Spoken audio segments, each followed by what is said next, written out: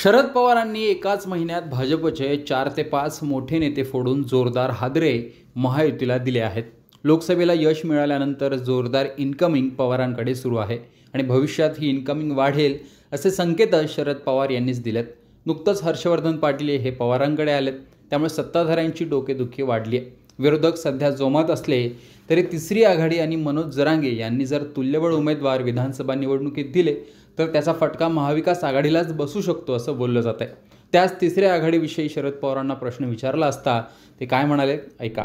तेव्हाही हे लोक एकत्र येतात म्हणजे त्यांचा परिणाम होणारच आणि परत संभाजीराजे वगैरे हे सगळे महान घराण्यातले लोक आहेत, त्यामुळे नक्कीच परिणाम होईल। त्यामुळे आमची झोप गेली, आम्ही सगळे भयंकर अस्वस्थ। आता काय आपलं होणार?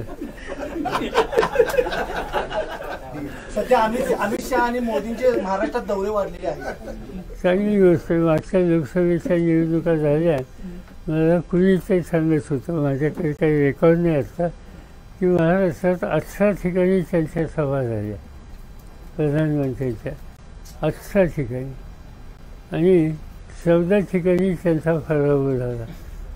त्यामुळे 18 ठिकाणी सभा घेऊन 14 ठिकाणी पराभव होत असेल तर आमची विनंती आहे की विधानसभेत जास्त या,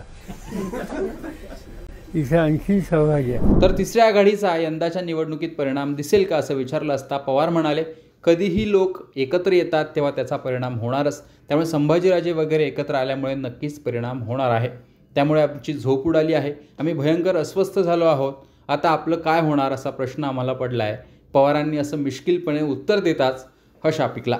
महाराष्ट्रात पंतप्रधान नरेंद्र मोदी यांनी लोकसभेच्या वेळी 18 ठिकाणी सभा घेतल्या, त्यातल्या 14 ठिकाणी त्यांचा पराभव झाला असं होत असेल तर आमची विनंती आहे की पंतप्रधानांनी विधानसभेत जास्त वेळा महाराष्ट्रात यावं, इथे आणखीन सभा घ्याव्यात असा टोलाही शरद पवार यांनी भाजपला लगावला।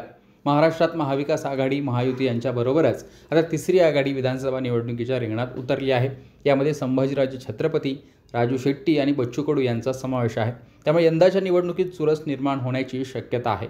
त्याचवेळी प्रकाश आंबेडकर आणि राज ठाकरे यांच्या पक्षांमुळेही राज्यात अनेक ठिकाणी निवडणूक थेट न होता तिरंगी किंवा चौरंगी होण्याची शक्यता आहे। त्यात मनोज जरांगे यांनी देखील आपले उमेदवार रिंगणात उतरवले तर आणखीन चुरस वाढेल। आणि शरद पवार मिश्किलपणे असं म्हणाले असले तरी ऐनवेळी डोकेदुखी वाढली तर नवल वाटायला नको। एकूणच शरद पवारांचं हे मिश्किल उत्तर याविषयी तुमचं मत कमेंट बॉक्समध्ये सांगा। आणि एकूणच राज्यात निवडणूक कशी होऊ शकते, कोणामुळे कोण अडचणीत येऊ शकतं याविषयी तुमचं मत कमेंट बॉक्समध्ये सांगा। लोकमतचं यूट्यूब चॅनल सबस्क्राईब केलं नसेल तर आठवणीने सबस्क्राईब देखील करा।